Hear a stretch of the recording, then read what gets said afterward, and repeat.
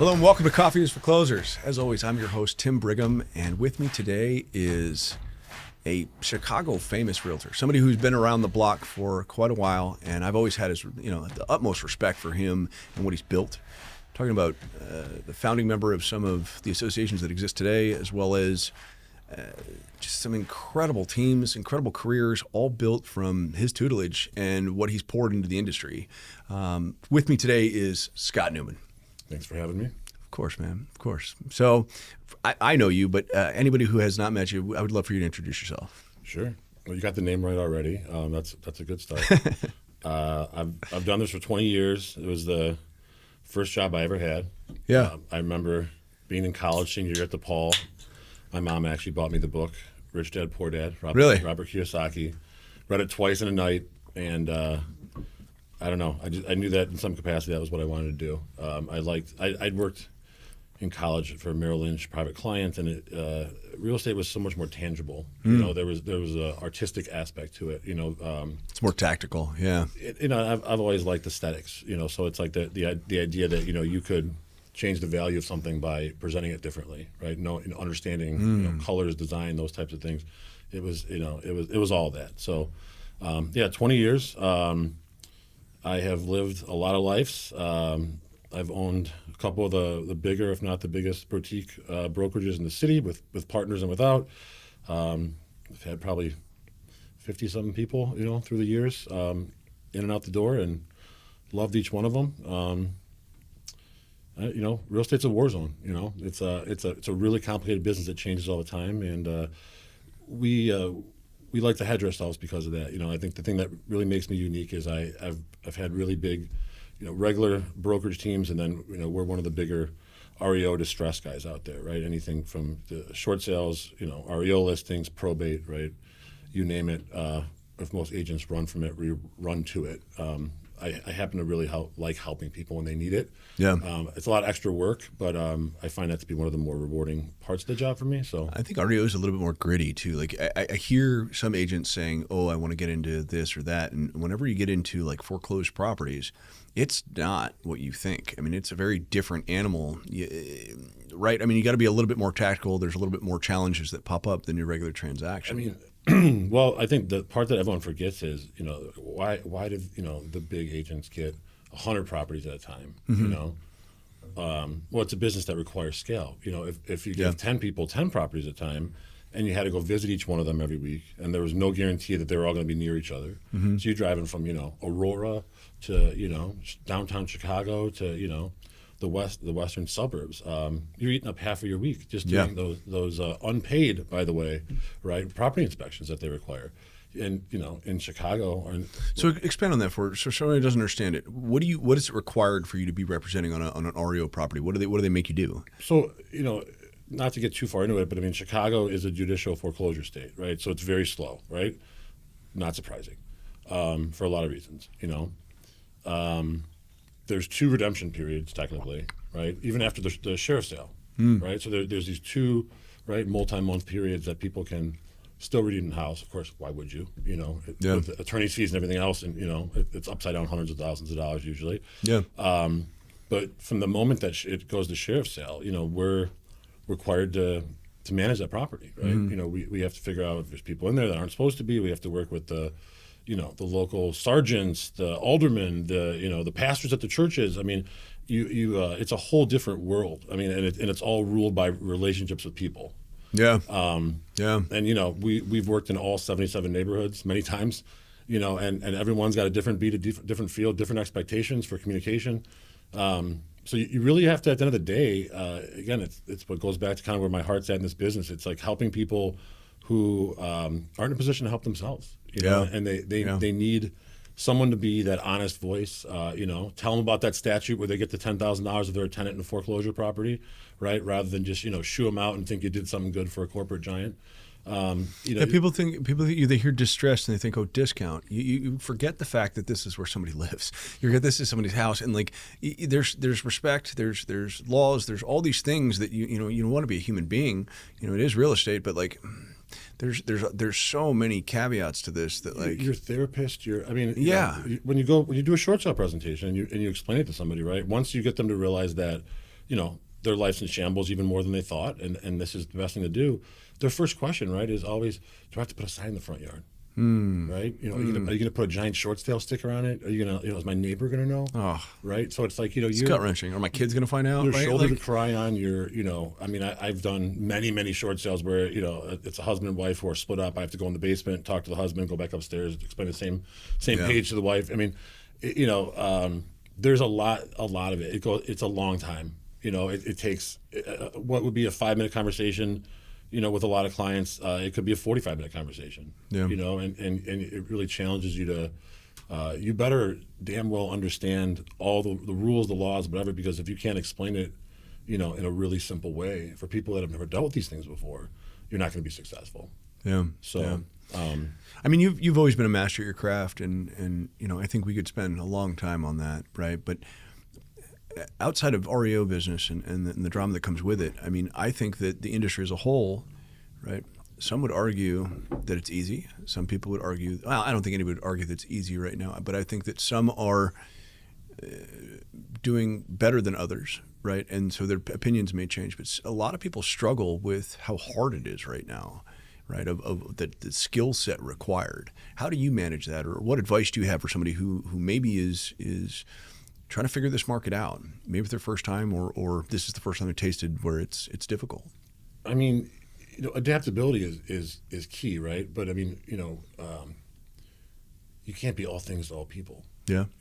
I mean, if your value proposition is less valuable in a different marketplace, and again, you fine tune, right? You figure out where your skill set lies. But I think really the best thing you can do is look at all the change, right, that occurs, and realize that it's just part of the game. It's like there might be a broker that's been unbelievably successful because of ABC in this current marketplace, and in 3 years they're going to find themselves questioning whether or not they should go get a desk job somewhere to pay the bills. Right? Yeah, it can happen just like that. And if you're not willing to fail a lot, I mean, if I've done anything right, I've failed so many times that I know so definitively like what not to do, and that makes it a lot easier, right? My choices, it's no longer 6 choices, it's usually 2. Right? I know what I'm going to do. Am I going to do it with this company or this company? I know what I'm going to do. Do I do it with this person or this person? Yeah. You can cut through the BS, right? I talk about seasons. I mean, people. Relationships, business relationships, friendships, romantic relationships, all of it. I mean, forever is guaranteed to nobody, to absolutely nobody, right? And I think the worst mistake that we make. And I see it. If you look in, these realtor to realtor message boards on Facebook, I like to glance at, because it gives you an instant peek at what's going on, right? Like you actually understand the slant of it. Yeah. Most of them are, have thoroughly convinced themselves that if they just put a listing on the market for any old price, snap a little photo on the iPhone, they'll sell before the market hits, and that's going to go on forever. It has to because they haven't planned for the the end of that season, right? They're not ready to embrace it. You have to look in the mirror and go, where did I suck? Where did I do a terrible job? Where did I fail people, let people down, not meet my obligations? Right, where did I know I was wrong, and I was so pig-headed I still pushed through, or where did I treat people like shit, whatever it is, right? Like it's a hard look in the mirror, and then you get the opportunity for growth.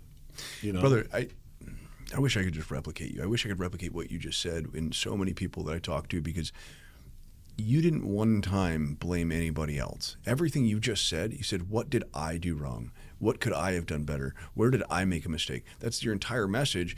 And I think so many people are walking around pointing their finger or waiting for their phone to ring, or it all comes down to you. My coach recently said something to me that if he would have said it in front of me, I might have hit him. I'm just being honest. Like, it was so offensive. But that's what makes a good coach, right? Is actually talks directly to you. And he said, did you ever think you didn't do enough? And I went, what did you just say to me? You think I didn't do enough? What do you know who you're talking to? What? And it took me 2 days. And I finally sat down and went, yeah, maybe he's right.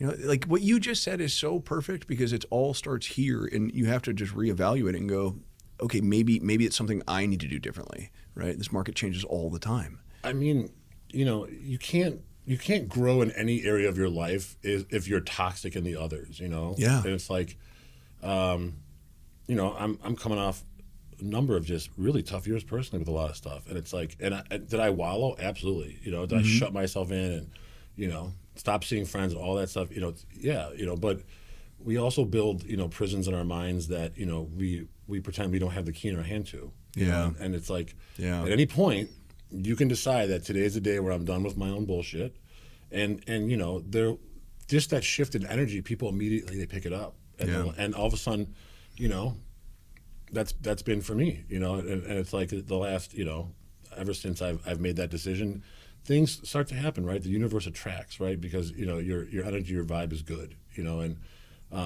but the thing is, you know, it's almost like, oh, it is, you know, sometimes the only way out, you know, is to go down, you know, and it's like, you know, I'm not saying that, you know, you should sit around feeling sorry for yourself, being depressed, doing nothing about it, but it's like those feelings sometimes, right? They relate to so much more than just, you know, oh, I'm unsettled at work, or a relationship didn't work out. Yeah. You know, you obviously have there's not enough healing. Yeah. And you have to go seek that out, right? And then that should be the time you are being the most selfish. The last, you know, the least helpful time for you to have excess relationships and whatever, because you got to work on yourself. You got to be selfish. You know, looking in the mirror sucks. Yeah, I mean, it's this business is hard, not just transactionally, right? Is that it asks more of you than any other industry I've ever seen. I mean, the amount of stress. You're a therapist. You're a problem solver. You know, you're solving problems you didn't even create for other people, and they're mad at you about it because it's all your fault. And it's like, you know, the amount of pressure on you to be a master at your craft while managing your personal life and all the things you've got going, because you're a human being, right? So how do you deal with that? I think you nailed it, though. Healing is so important. You have to allow yourself to heal, because you're going to fall down every once in a while. How do you get back up? You gotta allow yourself that grace, right? And surround yourself with the right people. I very much agree with that. I mean, there's always a way to do better, right? I mean, and you look at the pace, like for our industry.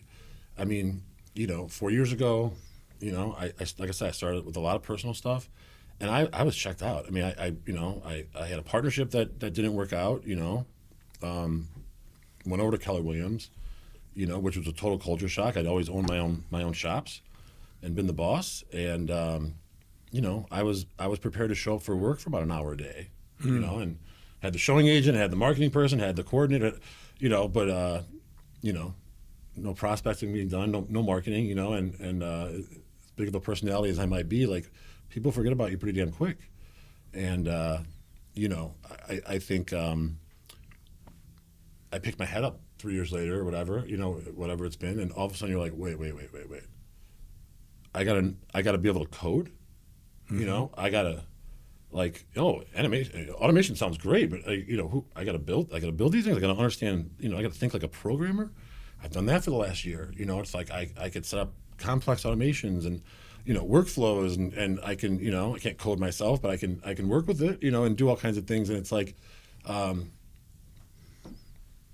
because I've got my mindset back, and the question is then, because why else? What else are you going to do? Yeah. What's your other option, right? Yeah. You can lay on the floor and cry about, you know, the market's change and boo-hoo, and you were set up to kill it, you know, and it's not fair. It's like, there's no fair, right? Like, you were presented with an opportunity to learn a new skill, to, you know, to once again show that I'm not on top because I was here as a one-trick pony. I'm on top because don't get in my fucking way, or I will show you what I'm capable of, right? And it's okay, lay on the ground as long as you want, as long as you need to. We all need to cry once in a while and everything else. But, like, you know, it's all right, then this is the new season, you know? And I mean, I gave a bot programming over to our programmer, you know, yesterday, and you know, it's 95% done. He's like, holy shit, this is really good. He's like, you have no? I'm like, no, I just, you know, you've proven something to yourself, you know. And I mean, you, Scott, you've always been a gladiator, and I like that you said it. You know, you got a big personality. You're always the guy in the room who's just not afraid to tell it like it is, and there's power behind that. I mean, I think a lot of people hide, but the thing that you keep dancing around is that I've never heard, since we've been doing this show, I've never heard a single person tell me an amazing story without it starting from the bottom. Like, it's always something of like, yeah, so this is what happened. And your comeback right now is really, really, really special. It's really cool to watch because you've gone through something personally, and you're full of energy again. You're going right back at it. And I hear it in your voice. It's like, let me show you who I am, right? Like, let me show you what I'm capable of. Because you can do the programming thing. You can do whatever is put in front of you. You'll be masterful at it, right? What are you the most proud of right now? I mean, being a dad, hands down. You know, I mean, we talked, several months back, and you mentioned, being asked a question, like what do you, what story would your kid tell of you right now? Like what would be the tale? It would be a tale of glory. Would it be, whatever? And have you done enough? Have you, are you this great father you think you are? Or are you maybe not? That lit a fire. I mean, to make a, you want to be a good parent. But that's such a generic thing, right? It's like, what does that mean? There's so much to it, right? Yeah. Like, you're talking about, putting an end to intergenerational bullshit. You're talking about, It all stops with you. Yeah. Right? Everything stops with you. And it's the most powerful thing that anyone's ever said to me was that it all ends with you. If you make it continue, that's on you. But if you decide that it's done with you, then that's where the story ends because your kid doesn't know anything about it, right? Like, I mean, it's like, I mean, this happened like maybe like 6 months ago, and I mean, I think that, physically disciplining kids is absurd. I think, screaming at kids and doing all these things that parents do, and things that I hated as a kid, that certainly didn't make my life any easier. And, Archer did something, and I like, in my mind, I thought like I like actually yelled, raised my voice too far, whatever, and it was certainly within a reasonable range, whatever, but like sure. Right away it triggered me because I was like, you are a terrible parent. Like how could you let your kid be afraid of you for 1 second, and then I look up and he's laughing at me. Yeah. Because yeah. like, and I'm like, wait, the notion that this kid would ever think for a second I would do anything to harm him in any way, in the smallest way. In fact, he's just shown me what he thinks about it. He thinks that that's a joke. And I was like, good. Oh, and that was the big, because I was like, well, wait, like, here's my peak. Fuck it. I'm done. Like, I can't go any higher than this. It's like, I did something, that I never thought, I would be able to do, whatever. Like, I have this thing that matters so much more than me, and it's the right example to set. It's I could see him becoming, this really good citizen in the world. So, I mean, nothing like a kid to make you figure out your own shit. Because if you want to be a really good parent, you got to earn it. Yeah. Nobody gives that to you. No. It's not automatic. No, I mean, you're a great dad. I see all the pictures. I see all the stuff. Like you spend all of your time dedicated to that kid. Everything you do is for him, and I'm proud of you, man. It's so. I appreciate it. Not many people have that strength or willing to put. Maybe they put their energy in the wrong things, and I don't judge them for it. It's just my kids are everything to me. Your kids are everything to you. Like that's why you do the things that you do, right? I think like there's a perfect example, right, of like getting divorced. The immediate thing is I mean, it's two people that make a decision. It's not working. You both know that. Yeah. But holy shit, I don't see my kid every day. Yeah. And I think like I kind of thought to myself, okay, well, like, what is the positive here? Like it took me years to get to that headspace, but it was like, okay, I can't see him every day, right? Mm-hmm. And for a lot of parents, depending on who's working, both working, they're coming home barely catching the kid before sleep. Yeah, you're sleeping in the same house, but it was like. I had a therapist at the time, and she's like, how do you make, and she's like, this isn't about spending money and taking him to all these grand things. She's like, how do you make, every moment with him, where you're present, where you're cherishing it, where he's, you're enriching his life. It's like, you don't have 100% of the time, but, I think if you do this right, you can actually, the net gain for him can be better, right? Because both parents are focusing so much on that, and and being right the best that they could be, so like I can't remember who I said this to, but I'm going to say it to you as well, is that like you're also a legend in Chicago, and he's going to know that. Your reputation precedes you. You've done incredible things. If your son Googles you at some point, which he will, he's going to see all the achievements that you've done. And here's the deal. You're not done yet, right? Like that's the crazy thing. You're here because you're on your comeback tour, which is really cool to watch. But it's something that it's not really a comeback tour. It's that you had something happen, and now you're going to show everybody again what you're capable of. I mean, that's powerful stuff, man. I think, I mean, I struggle with anxiety. I'm terrible ADHD. I fall somewhere in the neurodivergency spectrum. Right? It's like I think most agents do. We make it like, we shut out when we're harmed, when we're hurt, right? When when we're in a negative place, like it's like we shut out the world, right? And then we lie to ourselves and tell ourselves that, well, no, I'm being shunned, right? Like people are moving farther away from me. They don't want to deal with my negative stuff, so they're not good friends, right? It's like these are the lies we tell ourselves. But then you see, like you build that cage inside your mind, and you're holding the key, and then one day you're like, okay, fine, I have a key, and it's like, and it all seems silly, right? Because it's not real, but it is. And then you go out, and it's like, you text someone, hey, do you want to go, grab a bite? And they say yes. And it's like, do I have to explain? What I went? Hold on. No. Hold on. Stop. I want to unpack that.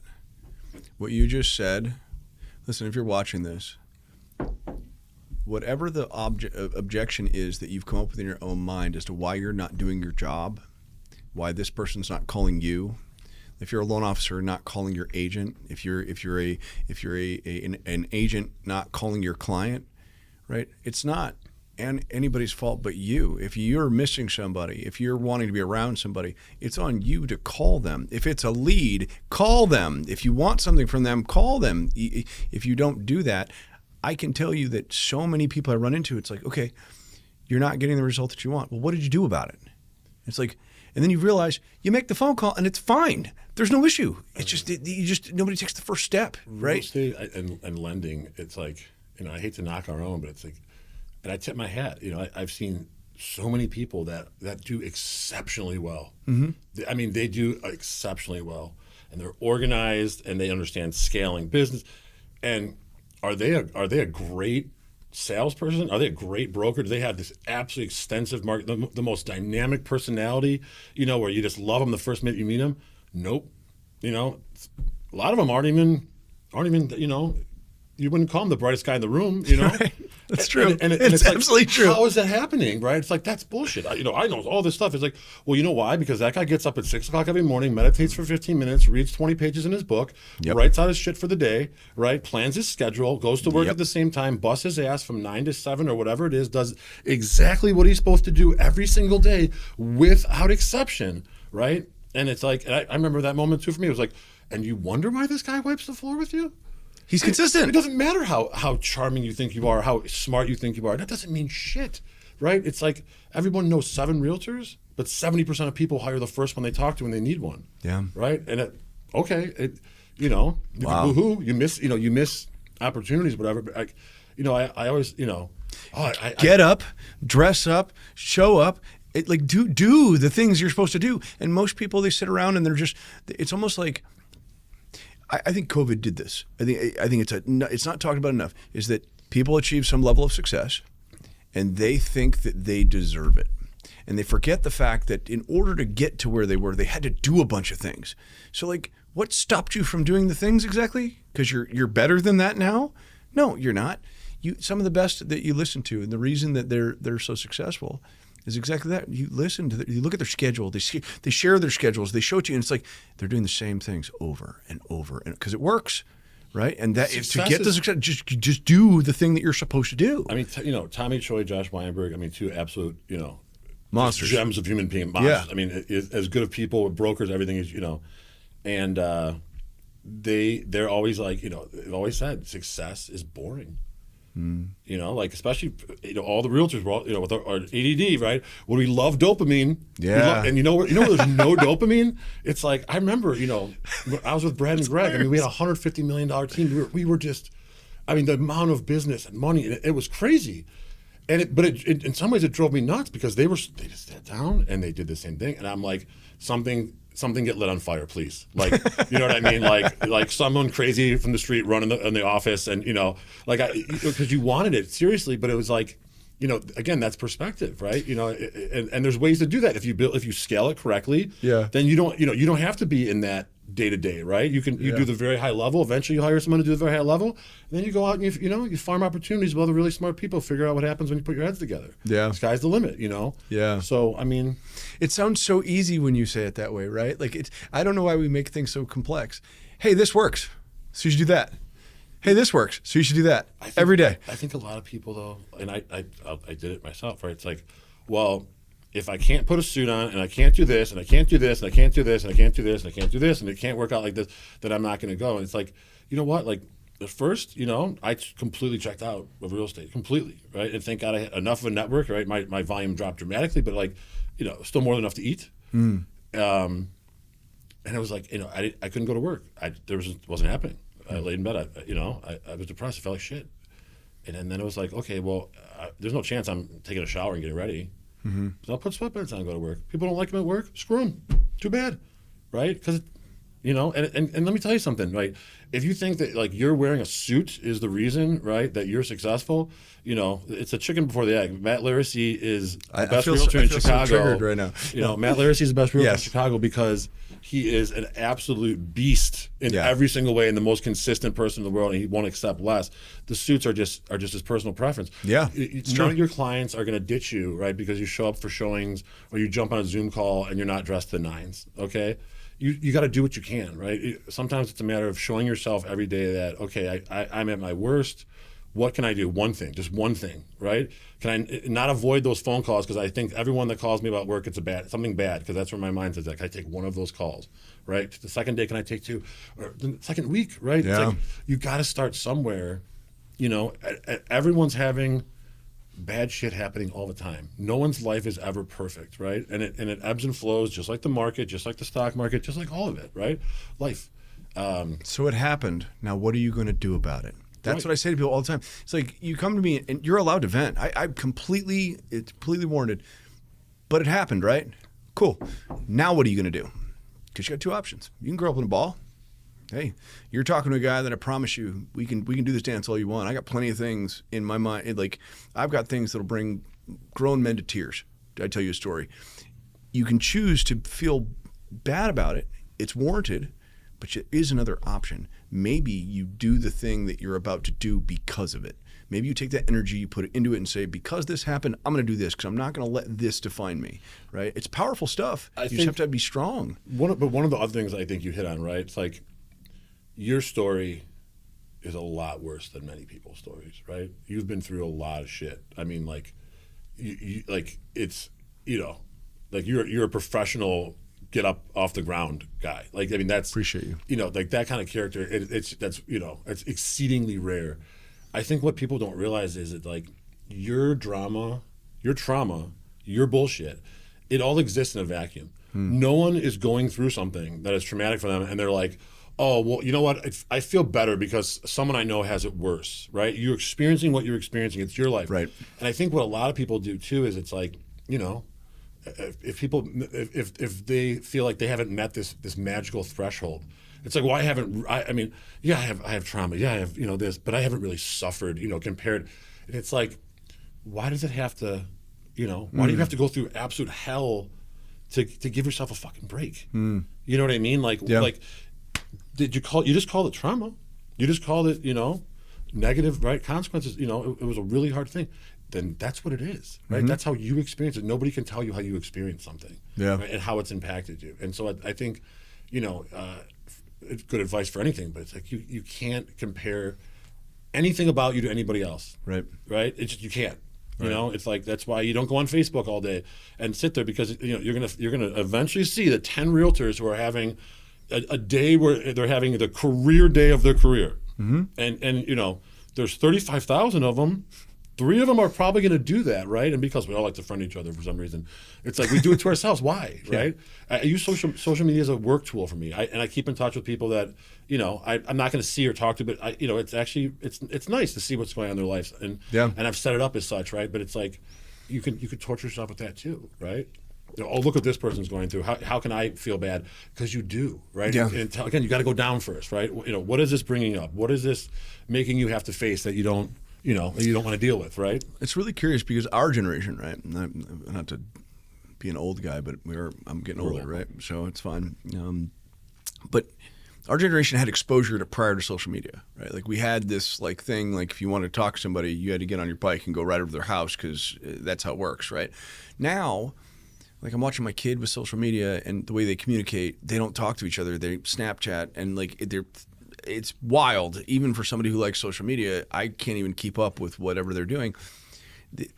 It's so important that we understand that if you're spending all of your time on social media, not talking to people, not going out and doing things, what that's doing to your brain. I mean, you are comparing your life to everybody else's and the ups and downs, lefts and rights. Exactly what you're saying is if you're going through something, right, you're now looking for somebody else that's worse or better or whatever. And what is that doing to you? Instead, I love what you're about, man. Heal. Like maybe deal with it. Maybe it's okay to push through. Let's go back to your goals. What do you want out of this thing before you check out? It's your story. What do you want to do, right? Like that's important. There's consequences for everything. It's like I love AI and this technology. I mean, it does amazing things.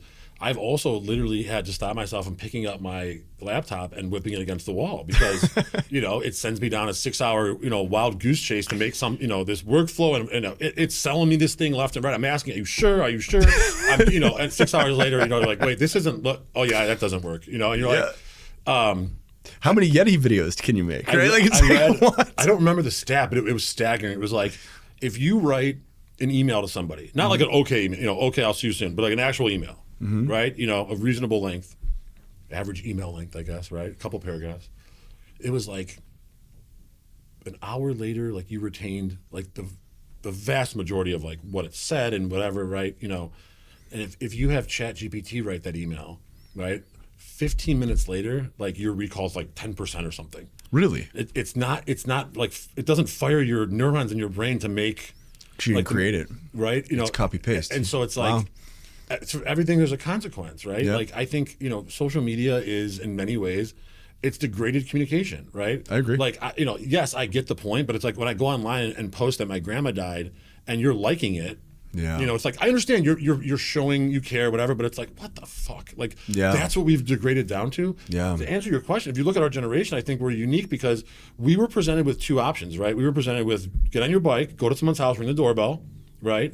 Call their landline, okay? Write it in your manual, planner with pencil, and we then we got it the other way, right? Yeah. And if you look at where our generation is going, we are absolutely going back to the more analog, right? Because we don't like it. It's not real, right? And the younger generation doesn't know it's bullshit, but it's just degraded communication. It's like Gary Vee just said this. He just did a whole talk on it, and it's so powerful. It's exactly what you're talking about, right? Is that we have 24 months. In 24 months, we're going to be so much AI. There's going to be a giant boom. There's going to be all these things. Everybody's going to be around it. You're going to see it all over social media. But then what's going to happen is, the number one thing that's going to be the biggest ROI when it comes to all of this? Authenticity. Yeah. Right? Like, it's what you're talking about. It's authenticity when you show up at somebody's house. It's authenticity when you actually have a conversation. You sending an AI ChatGPT video, don't get me wrong, does it staying in front of people? Yes. Is it checking a box? Yes. But don't ever devalue the fact that was you did your job. It was an add-on. We're becoming an add-on type environment. To a certain point, I mean, it's trickery. It's manipulation. Like yep. I was looking at a demo of this thing today. It was like this thing, identifies people algorithmic like way out, and it like customizes ads with like their name and all these, they have a dog and whatever, and it like screws with them. Like way before most brokers, even get a hold of them, right? Oh, wow. They're even on their radar. And you're like, so you're generating AI videos to manipulate someone into thinking that like you're the best. It's like you're becoming a politician. You got some person whispering in your ear, oh, here's the angle to pitch to this asshole, so he gives you $1 million check, and to be his, lobbyist. It's like, and of course, and the politician, rightly so, he becomes a totally different person. Reads the script, and there is no authenticity in them, any of them, right? And rightly, and of course, and look at the result. It's like, if you're selling a $3 product on Amazon, right? Or if you're Old Navy selling, $4 jeans on sale, like you're talking about tens of millions of people, right? AI, whatever, they don't give a shit, right? But it's like with something that's personal, right? Because again, 70%, right? First person they talk to. I tell people all the time, and they're like, "Wow, you're really smart, and I definitely want to hire you. I mean, you're the better agent, but my aunt's cousin, just got their license, and I don't want to, ruffle feathers." And it's like, let me ask you something. You're buying $1 million house, right? Mm-hmm. Yep. Okay. So if a long lost uncle you've never met died and you didn't even know about it, and you got a call and you inherited $1 million, right? Would your first call for a financial advisor be to that cousin if they were in the financial advising business? Well, no, of course not. I'd call Merrill Lynch, and I would have the most reputable people, and I would vet them. And I was like, but you're going to hire your aunt's cousin for $1 million home, and they're like, I did not see that contradiction. It's like that's simple, right? I mean, people talk, how do you get someone to come around to your way of thinking? You put it in terms that they can understand, right? It's like how stupid, and the $1 million, right? The $1 million, that's what it does, right? It sits there, it grows. You want 12% a year, an index fund, whatever the hell you're going to do. The home, I mean, the intangibles of it, they're like, you're going to hate that, laundry room being there because blah, blah, blah. This is a weird design. That's worth how many dollars over the years, right? For the fun, you don't buy that house because it's not going to work. You got 4 kids that all play 8 sports. You can't be going out to the basement. You can't get out the basement with the hockey gear or whatever. Brokers understand that stuff because we've done this time and time again. And there is the personal touch, right? In the mortgage business, we've got pop-up ads, right? Because everybody's interest rate. Don't get me wrong. Of course, you should get a good interest rate. The problem is that consumers don't understand what you just said, is that they're being manipulated by these advertisements that offer things that don't exist, and you don't know it doesn't exist. You just click the button so they can call you.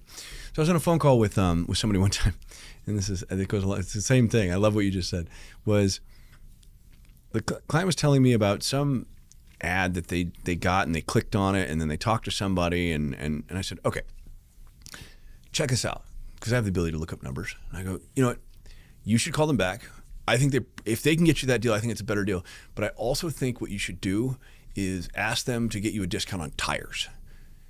And she goes, what? Why would I do that? And I go, well, I'm looking at their employment history. I can see it. And 6 months ago, they worked at a discount tire. So I bet you their employee code still works. Look, I don't know. I don't know if this deal goes sideways, do me a favor. Don't give them too hard of a time. Because here's the thing, they're new and they don't know what they're doing, so that's why they have to do this trickery to get you to call them. I would hate for them to lose their job or think they can't do this because they screwed up your transaction. You're the one that chose the rookie, right? And instantly she went, I don't even know what to say to that. Like, I had no idea. I said, honestly, this is the most important financial decision you're ever going to make. Why would you trust it to a tire guy? What are we talking about here? I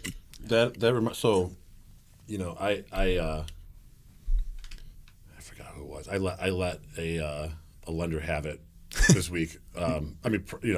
Privately, but it was a constructive criticism at the end of the day, right? I love it. And it was essentially like, they were saying, the lender that picks up, because they're trying to appeal to brokers. There's like the lender that picks up the phone at 8:00 at night, not the one who has a billboard, is the one that you want to work with because he's going to get the job done. I saw this post. I saw this. Well, read my response on it because it's. What did you say? Say it. You're already on here. What do you got? I said, listen. Let me explain something. I said, first of all, you're setting yourself up to be screwed. I said, because understand that any lender or broker, if your only value proposition is like, I will eat shit. You could call me at 9:00 at night. You could call me on Sunday night and you can yell at me and I will pick up the phone and walk away from my wife and kids and go talk to you and take your abuse for no reason when you were the one that picked the price to be $100,000 over what I told you to, right? I'm leg. I'll run. I'll jump. I'll slide. I'll kick. I'll do everything, right? I'll go get your mail. I'll wash your dog, right? It's like, but what's the pretense behind it? It's that I have so much damn time on my hands that of course I'll pick up the phone, right? Yeah. And it's like, and who the hell said, right? So now you're gonna set yourself up where you do this thing that is a function of you not being busy, right? So that's your value proposition, okay? In its essence, right? It's the base essence. And then what do you do, right? When you get off work, you go on social media And who do you drool about and wish you were?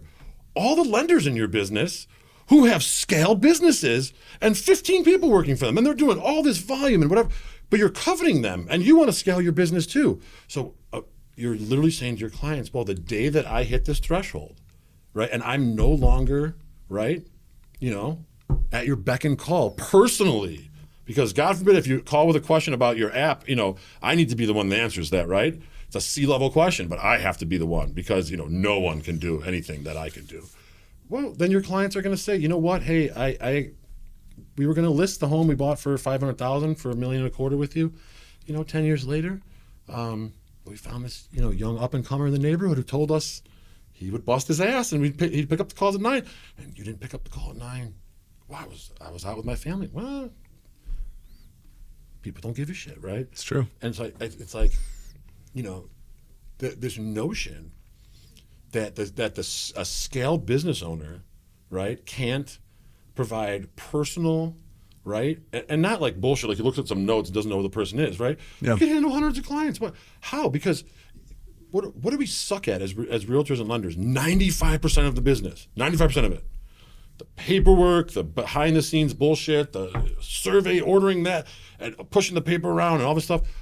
No, if you build a system of people that are super well trained and held accountable, guess what you can do all day? You can sit around all day for your job and talk on the phone and have great conversations with clients because it's always good news because you have your own underwriting team, and I said, and at the end of the day, so you're coveting that person, you're building in, an exploding, right, value proposition, and then you forget the fact that, look at these top brokers, lenders, some of these guys have freaking marketing and event, departments that they're letting their, people use, agents use to build their business and scale their business.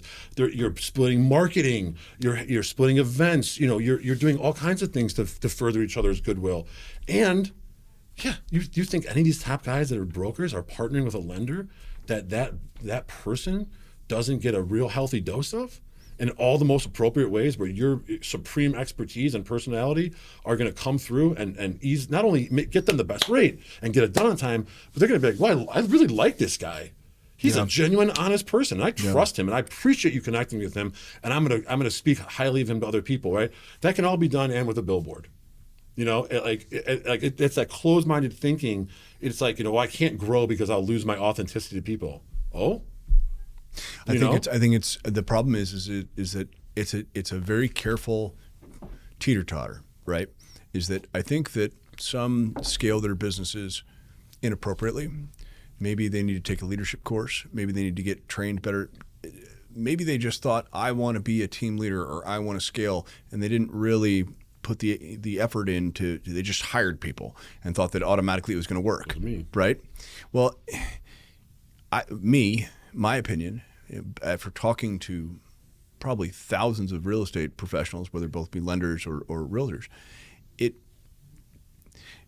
who would you rather work with? The person who's skilled enough to train someone to be damn good at their job and so that they can make sure that the ball doesn't get dropped. They still have your time and attention. They still care about you. They're still making sure everything happens. But they also have somebody directly underneath them that says, while he's in that meeting, I'm going to answer the phone call 99.9% as good as he would. Right. Right? Like, or even better. I mean, that's my favorite. Like my sister's worked for me forever, and it's like my absolute favorite feedback to get is the old dad joke, like, ho ho ho, you don't even need to be involved anymore. We like your sister better. Just go retire. And you're like, I couldn't be happier. I mean, what a great compliment. She is smarter than me, and she has so much more detail oriented, and she's amazing at everything she does. But every time I've worked with her, she's awesome. Like, she's great. I mean, that's the whole point of it. It's like, but again, it's that lack of growth mindset where it's like, well, this person's going to come in and shine the light on, it's like, well, then shine it on yourself. Where does your business process suck, right? I mean, I did it. It used to cost me like $10,000 to make 25. Mm-hmm. Okay, I mean, I spend now, $3 with technology and everything else. But I didn't even know what I was doing when I was first starting. We were growing so fast. And I was like, well, if I pay 3 people $100,000, everything will work out. No, it doesn't. Yeah. You just spend $300,000 plus payroll taxes and insurance. You spend $350, and you better be able to look at those 3 people at the end of the year and systematically be able to say at any given point in time, am I at 2x? If not, you got a problem. But that's not most people because they don't have a plan. It's like, well, I'm scaling, but I'm not. I'm authentic, but I'm duplicated. It's like, well, sit down and have a your own come to Jesus talk with yourself and figure out like what am I trying to do? What's my plan? God forbid this creative, insane notion, right? Write a small 1-page business plan. Mm-hmm. Make a flow chart even if you like visuals. Like you can't start until you know the paths that you shouldn't go down, right? Because when you first start, it's 180 degrees. You could walk sideways and any other way, right? Mm-hmm. And then eventually you start to figure out. And like I said, now I see two degrees of choice, right? But it's like, why make your life harder? Mm-hmm. And they're telling their, this is a perfect example where like you see people, if someone's responding from your email, right? They should add a little signature that says, right? The person's name responding on behalf of whatever.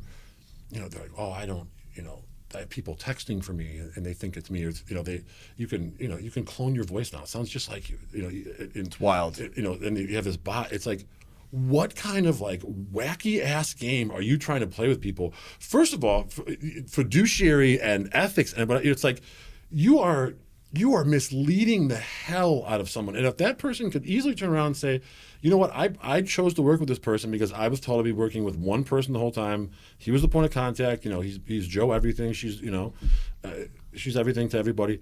I talked to 3 different bots. It was a person working for them that was. It's tough. You could probably get an ethics complaint filed. You could probably be accused of a lot of things, right? It's like, be proud of it. Like when I first started Scott, I was terrified of having a showing agent. Because my whole business was word of mouth. I mean, my CRM was a freaking Word document my first 15 years. We didn't never spend $1 on marketing ever. Like CRM ever. was a Word document. It was a Word document. Because I didn't have the patience. I didn't have the patience to put it in. So let's bring this back, right? Let's bring this back. I think we're talking about grit. We're talking about effort. We're talking about kind of some old school mentality, which I always love. I always love comparing now to my entrance to the business because it's apples and oranges. But let's talk about something. What I'm interested in is what are you excited about? What are you doing right now that you're in business? What are you just all in on and just excited about for the future? What's your outlook? I think you're either expanding or you're dying, and I think I finally found enough like peace and calm, in my brain where like, I can hold so many things at once. I mean, but then it's like I can't act on them, and then I end up like doing a shitty job on the one thing I have to act on. I can hold more space now, where it's like I could go down a couple steps into something and be like, well, if I can build all this technology, and I can partner with this guy and whitelist his stuff, and I could put together this thing. I bet you if you put me on stage, which I'm really damn good at, with 100 brokers, I bet you 2 or 3 of them afterwards would want to plunk down $10,000 for that software, and it's not some sleazy sales pitch. It's literally like, you're between these things, like I will change your goddamn life, tomorrow. It will take 4 hours for my program to get up and running for you guys. Like I will change your life. Just, people are like, I always give the example. It's like, what if you're, we use Follow Boss. I love it, right? Plug to Follow Boss. Because it's API connection to everything. Yeah. And I remember the first thing I did on Zapier was I connected my Google contacts to Follow Boss. So that every time someone went in there, it automatically put it back, whatever. And then if they got updated in Follow Boss, it updated there. So that Follow Boss was the base, and then whatever. I love it. And I remember the first time, because again, I had to reinvent myself. I find myself, taking lead calls or generating business in different ways. Boo-hoo, too bad. And for those listening, I just want to unpack real quick. Zapier is a program that connects programs. So you could take your Gmail and you could connect it to your CRM. So that way, every time you get an email, it then feeds that data as a lead, right, or as a contact in real time. So and you don't have to do anything. I remember like the first time I went to text somebody because they didn't pick up the initial call from the lead call, and I'm typing in the number and the name of the person popped up because it was already in my Google contacts. Yeah. And I was like, oh my God, like this is an ADHD person's dream. Like, I was like, wait a minute, what else can you do? And I don't remember the second thing. I think it was like I had like an automated like Zen list. An invite would go out with a tag, and and stuff like that. It was like, wow, like this and then I was like, I can send out the buyer agency agreement with a tag, from Follow Up Boss, and it populates it, sends it out, and reminds them. And I'm like,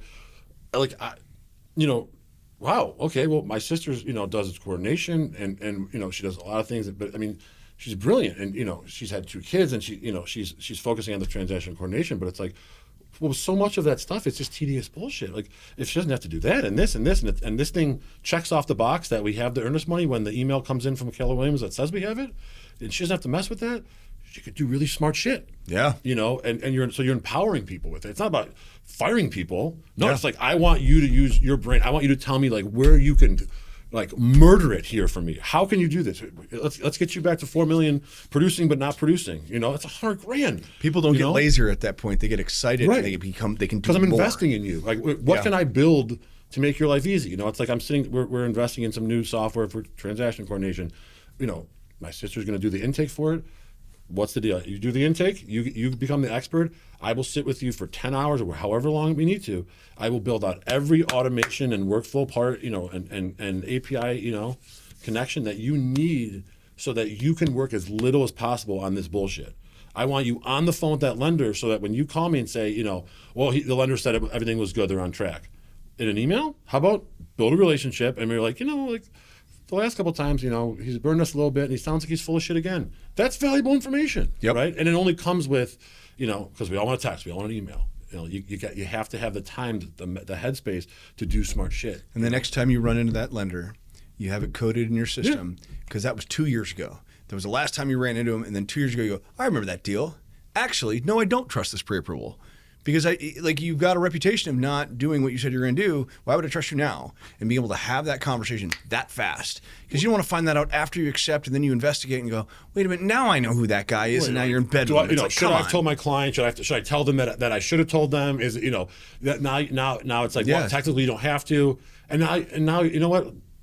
For an ethical person, well, you're a liar. You didn't. Right. You absolutely could have done something, and that was your lack of organization and a plan that could have safeguarded them, right? And there's no guarantees, but it's like, so it's there's a lot that can be done. I mean, I've had a blast with that stuff. Like, the bot thing was a trip. Like the first time I actually started, like texting with me, I was trying to break it. I'm sure they have like many of my conversations with AI like saved for like case studies where I'm just like, you asshole. Just see what it'll do.